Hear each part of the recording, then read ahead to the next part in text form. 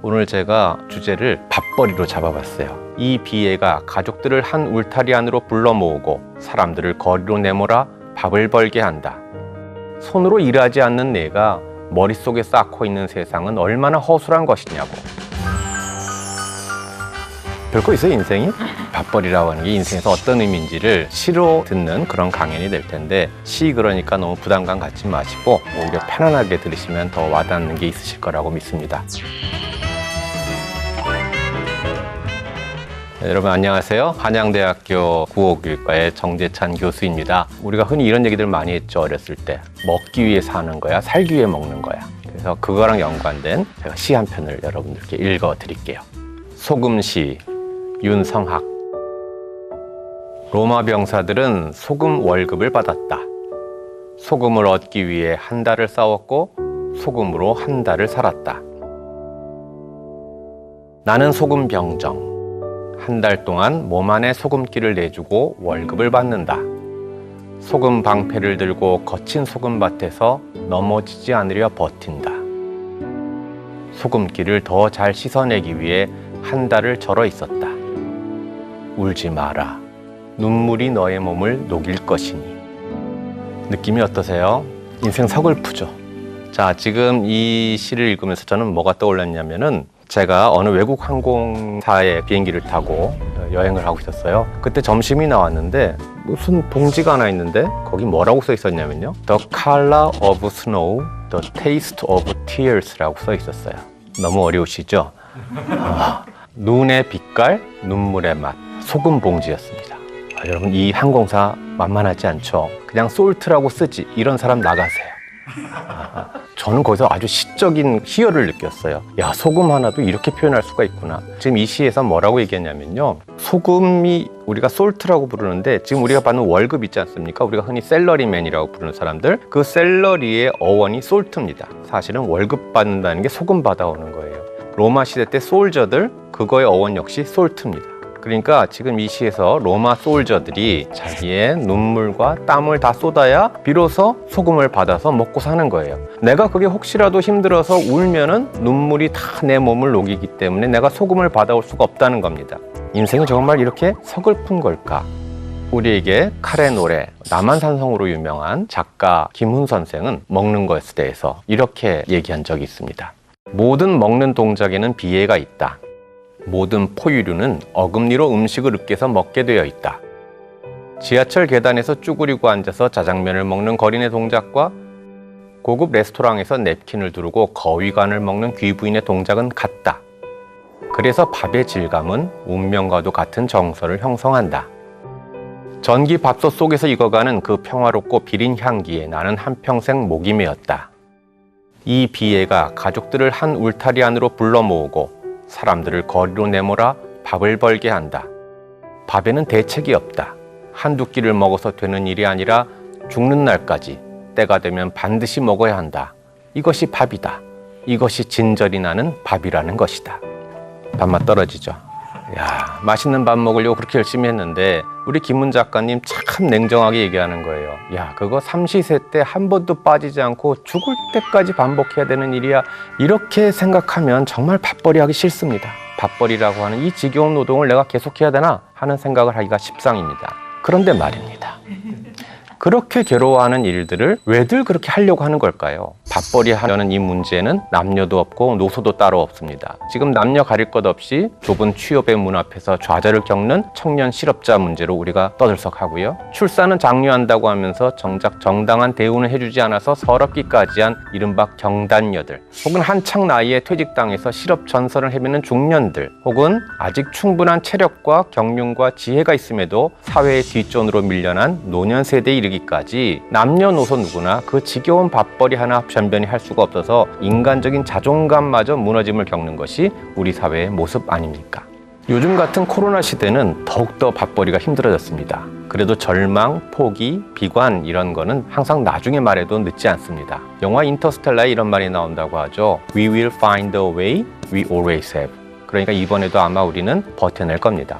옛날에 이런 시가 하나 있었습니다. 이 시는 제목부터 읽어야 제맛을 느낄 수 있어요. 퇴근길, 안도현. 삼겹살에 소주 한 잔 없다면, 아, 이것마저 없다면. 이 시는 배경을 좀 아셔야 돼요. IMF 시대 때 나왔던 그런 시입니다. 퇴근길 그전에는 흥청망청 회식도 하고 그랬는데 어느 한순간 최고의 회식은 삼겹살에 소주 하나만. 자, 삼겹살에 소주 한 잔. 이것마저 없다면 정말 절망이다 하는 이 시를 여러분 거꾸로 읽어봅시다. 삼겹살에 소주 한 잔만 있어도 나는 버틸 수 있겠다. 사실 이것마저 없다면 하는 그거 하나만 있어도 의외로 잘 버텨지는 게 우리 인생입니다. 가령 사랑하는 당신, 사랑하는 우리 아들, 이 사람들 한 사람만 있어도 지금 현재 비정규직이라도 아직 취업을 못해도 직장을 잃었어도 다시 일어설 수 있다는 희망만 있으면 우리 삶은 의외로 견딜만해집니다. 그래서 제가 오늘 다루고자 하는 이 일과 삶이라고 하는 주제는 항상 이렇게 좀 양면을 바라봐야 되는 어려움이 좀 있어요. 우리가 흔히 워라벨이라고 많이들 얘기하는데 저는 설정이 좀 잘못된 게 아닌가 싶습니다. work or life라고 해놓으니까 work는 life가 아니라고 이건 전제를 깔고 들어가는 거죠. 근데 우리는 대부분의 시간을 일하면서 보내는 거거든요. 그러니까 일하면서 행복하지 않다가 나와서 조금 행복하겠다. 그게 그나마 잘 사는 거다 라고 하는 설정 자체가 너무나 비극적인 설정 아닌가? 실은 일도 삶이고 내가 삶이라고 말한 그 삶도 삶이고 그런 상태에서 일을 즐겁게 만드는 쪽으로 노력해야 되는 건 아닐까? 물론 저도 인정합니다. 일을 더럽게 재미없게 만들어놓은 이 사회, 그건 문제입니다. 근데 자꾸 우리로 하여금 나는 일의 노예야. 그래서 밥벌이는 힘들어. 난 정말 힘들지만 싫지만 이 일을 하고 있는 거야. 그럼 내 인생은 행복해질 방법이 없는 겁니다. 일은 어떤 의미에서는 내가 하는 주체입니다. 그렇다면 힘든 노동에도 숭고한 의미를 찾아줘야 될 텐데 그러지 못한 거, 그 이유가 어디에 있을까? 우리에게 노동 시인으로 잘 알려진 송경동 시인은 이런 시를 썼어요. 목수일 하면서는 즐거웠다. 보슬비 오는 날 일하기엔 꿉꿉하지만 제끼기엔 아까운 날. 한 공수 챙기러 공사장에 오른 사람들. 딱딱딱 소리는 못질 소리, 철그렁 소리는 형틀 바라시 소리. 2인치 대몬 머리는 2번에 박아야 하고 3인치 대몬 머리는 4번에 박아야 답이 나오는 생활. 손으로 일하지 않는 내가 머릿속에 쌓고 있는 세상은 얼마나 허술한 것이냐고. 한 뜸 한 뜸 손으로 쌓아가지 않은 어떤 높은 물질이 있느냐고 물렁해진 내 머리를 땅땅땅 치는 소리. 여러분, 못 박는 건 지겨운 일일까요? 행복한 일일까요? 내가 책상을 만드는데 책상 노동자예요. 싹 판은 돌아가고요. 저는 못만 박아요. 그러니까 당연히 기쁨은 못 느끼고 저는 오로지 나중에 주어지는 보수의 형태로, 즉 소금물 주어지게 되면 그걸로 내가 기쁨을 누리는 거예요. 그러니까 사실 덜 행복하죠. 만약에 제가 제 자식을 위해서 책상을 만들어준다 그랬으면 아마 매뉴얼에는 10번 사포질하라고 돼 있는 걸 저는 100번 했을지도 몰라요. 실은 그렇게 만든 사람들이 장인들입니다. 우리 사회를 노동을 통해서 한 단계 문화가 올라갔어요. 한 단계 예술이 만들어졌어요. 그분들이 우리를 이만큼 높여놓은 것이지 나 그냥 밥벌이 하려고 왔어 했으면 우리 문명은 이만큼 됐을 리가 없습니다. 항상 우리는 네모난 책상에서 네모나게 살았을 겁니다. 그런데 노동의 본질은 유희의 본질하고도 맞닿아 있는 묘한 구석이 있는 것 같았어요. 자, 예를 들어 우리 퍼즐 맞추는 거 있죠. 그거 왜 맞춥니까? 아니, 세상에 왜 스스로 고통에 빠뜨려 놓고 처음엔 잘 맞춰져 있는 그림을 괜히 흩어놓고 다시 그거를 만드는 걸 하는데 왜 맞춰지면서 우리는 행복감을 느끼는 겁니까? 제가 젊었을 때 병원에 좀 입원한 적이 있었는데 제 친구 놈이 병원에 있으면 심심할 거라고 퍼즐을 갖고 온 놈이 있습니다. 그놈 때문에 어떻게 된지 아십니까? 환자인 저는 서 있고 베드에 퍼즐이 놓여서 맞출 때까지 저는 서 있었어요. 그런데도 그렇게 다 만들어주니까 그렇게 까닭없이 기쁩디다.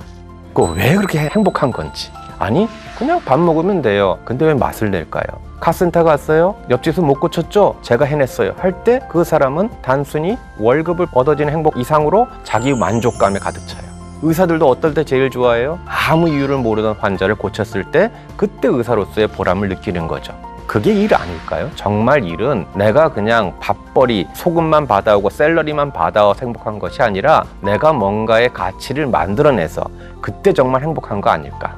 그런데 그렇게 가치를 만들어내는 길들은 의외로 위험하고 힘들고 더러운 길들입니다. 이른바 흙길들만이 그런 기쁨을 줄 수 있습니다. 꽃길로만 가세요 하는 말이 그게 꽃으로 깔린 포장된 길이든 꽃이 양옆으로 있는 길이든 그 길을 걷는 게 마냥 행복한 걸까? 여러분, 그 모든 꽃길들은 그 바닥에 흙을 깔고 있다는 사실을 잊으시면 안 됩니다.